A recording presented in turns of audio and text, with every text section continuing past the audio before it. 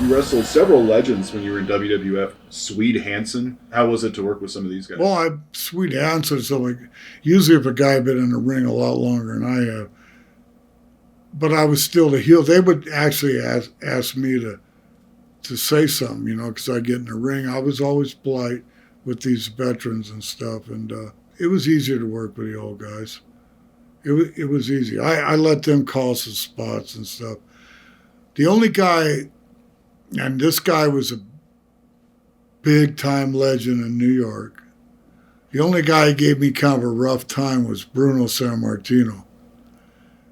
Now, I know my dad didn't like Bruno, and Bruno was always nice to me, and I thought maybe he didn't like me, you know, because he didn't like my dad, or my dad didn't like him. And so my dad always thought Bruno didn't deserve to have the belt. He just had it because he was Italian and he was in New York and he had to, you know, but he drew a lot of money, so my dad could have been wrong with that. But they should have put the belt on Johnny Valentine. But anyway, that being said, I wrestled Bruno once in Madison Square Garden and once in Boston Garden. And this is after I already wrestled back, more or less had my run, and I was on my way back to Carolinas.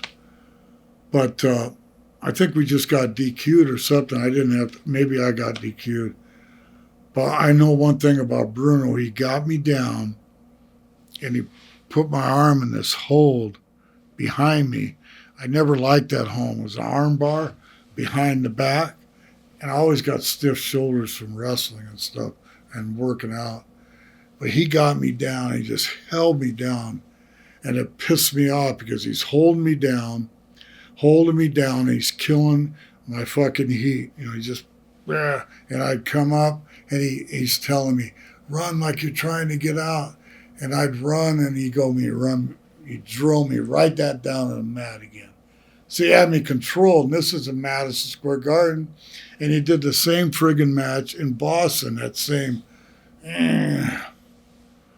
So, out of respect, and he didn't hurt me, but I hated the match, and my nose was to the mat the whole time, and I hated, my arm was killing me.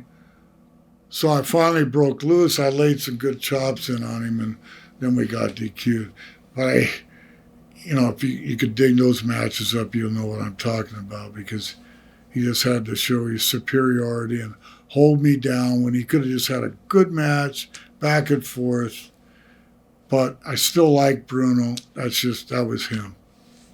Do you think that was because he knew your father? Because they're from a different era, maybe he was trying to teach the son something, or... Yeah, he taught me, don't ever go in that arm hold again.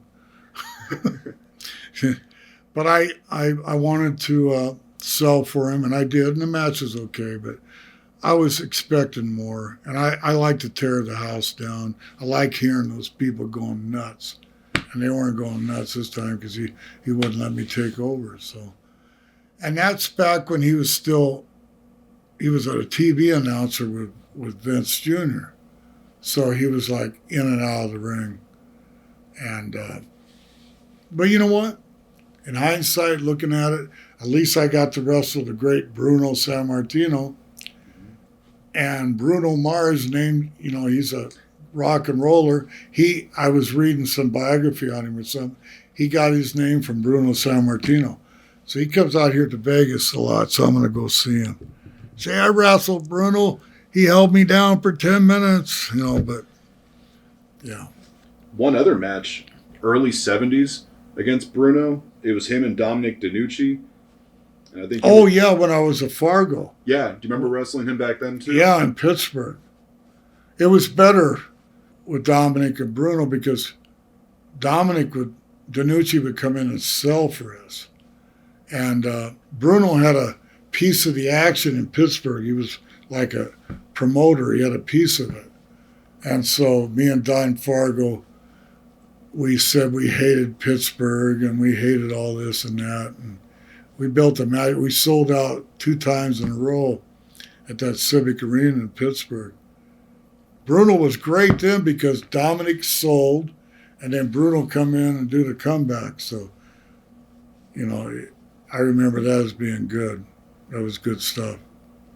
And that was early 70s, by the way. Yeah. Sold them out.